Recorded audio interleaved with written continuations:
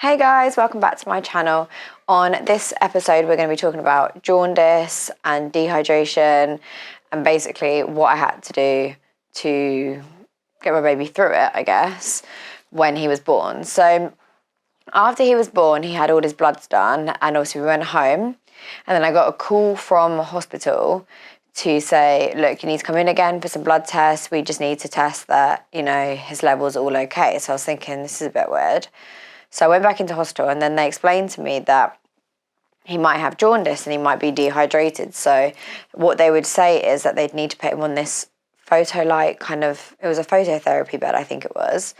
And he had too much bilirubin in his blood. So apparently when they're born, every baby has too much bilirubin, but some babies can get rid of it quicker than others. And obviously some babies might have more than others, or it was something like that. I mean, I'm not an expert in this field at all. And I remember I kind of blacked out through this process because I didn't like it. You know, it was something where I felt really guilty, but it wasn't my fault, but you still blame yourself. So anyway, they said, when you come back to hospital, you're more than likely going to have to be readmitted. So I was thinking, oh Lord, like, God. You kind of break down in tears as well. I think I broke down in tears like 3 times because I was thinking, is he going to be okay? You know, what's happened? Is this normal? And then we got readmitted and he went on this light therapy bed. It was blue and he had kind of like, it was like an outfit, but not. So the outfit was in the bed, if that makes sense. He sat into it with his arms. So obviously the light was going through him. And he didn't have to wear goggles or anything because his face wasn't in it.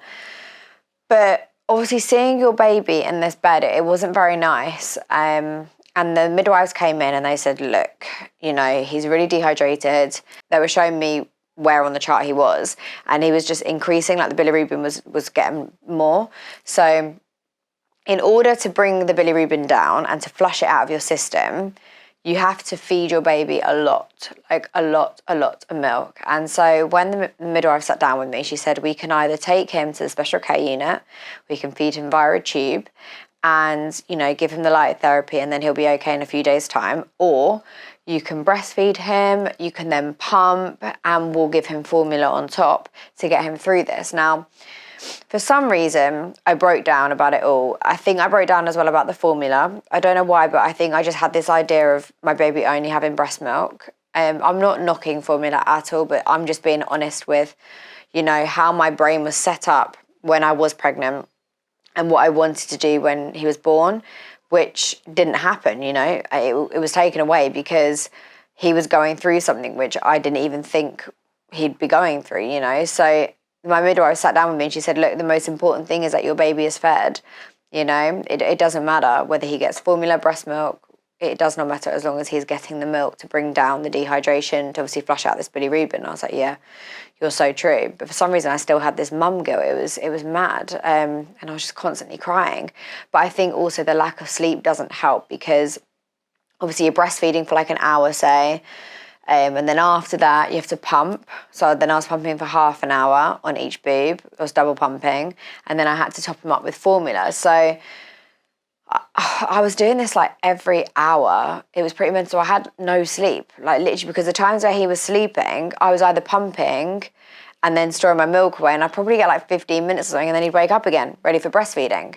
So this happened for a good 2-3 days straight. And I was exhausted. I was a walking zombie. I just remember constantly breastfeeding, getting up, pumping, and then washing all my pump and getting it ready for the next one. And by the time I got it ready, he was waking up and it was relentless. It was so hard on you. And obviously no one's allowed in the hospital to see you. They can't visit you because of COVID. So I was just there, FaceTiming my family, just having these meltdowns. And you then start questioning everything, don't you? You then start going, you know, God, is this my fault? Or, you know, am I a bad mom? Am I going to be able to do this? It was really, really tough. And luckily the midwives there were amazing, you know, that they gave me that emotional support, and they said, it's really, really common. A lot of women go through it, and a lot of women feel how you feel. You're not alone. And also your hormones are all over the place. Your milk's just about coming in. It's like 3-4 days. Your milk's hitting you. Hormones are wild, and the baby blues hit you then as well. So just everything was hitting me at once. And you remember like looking at your little cute baby and just thinking, God, are you okay? You're not in pain or anything. But then they're not in pain. But jaundice is super common. But I hadn't heard of it before, and no one had really spoken about it. So I didn't really know what it was. Obviously, they kept doing his bloods and stuff, and he was coming down and down and down, further down the chart, which meant he was improving. And so they did say, you'll be able to go in the next day. I think he was only on the light therapy bed for 2 days. You can be on there for a good few days. So we worked really, really hard to get his milk into him. But I just kind of wanted to share that experience because for me, there were like several points in there. Number one, I didn't know about jaundice, and it's really, really common, so not to be alarmed or scared. Number two, obviously this whole mum guilt for formula, giving my baby formula milk. For some reason, I don't know why we put it onto ourselves, but we do. And you shouldn't. As long as your baby is fed, that is all that matters. Obviously now, my baby is exclusively breastfed, but that's not to say that if anything happened, I'd feel that guilt again, because I wouldn't, because I've been through it all in hospital. Everyone's entitled to feed their baby how they want to feed their baby. And, that should be the bottom line. There should be no trolling about, you give your baby breast milk or you give your baby formula milk, or especially with the whole dream feed, when people go, this is slightly off topic, but when people go, if you give your baby formula for a dream feed, they'll last longer in the sleep. There's no evidence to suggest that. Breast milk's just as good as that for sleeping. But yeah, I kind of just wanted to touch on that because if anyone's been through it, then they'll know what I'm talking about in terms of the dehydration, the constant feeding your baby to get them through it. It is exhausting. But yeah, that was my experience. So I wanted to pop that out there. Okay, question of the day.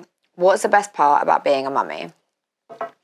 God, I absolutely love it all, apart from the no sleep. I just love it all because the way he does his little side smile and the little coy, he puts his neck into his shoulders and does this little side smile. He's so cute. I don't know, he completes me. So I just love everything about being a mum, and I'm loving the different development stages, and seeing him grow and seeing him learn new things. It's just the most magical thing ever. So I'm loving it all. I actually can't pick one thing that I like more than anything. Yeah. So that's the question of the day, and that's it answered. If you like the video, click the like button and subscribe to my channel, and also hit the notification bell. My Instagram is also here, and I reply to a lot of you guys on Instagram as well, and the comments section I will try and reply to you guys. So take care.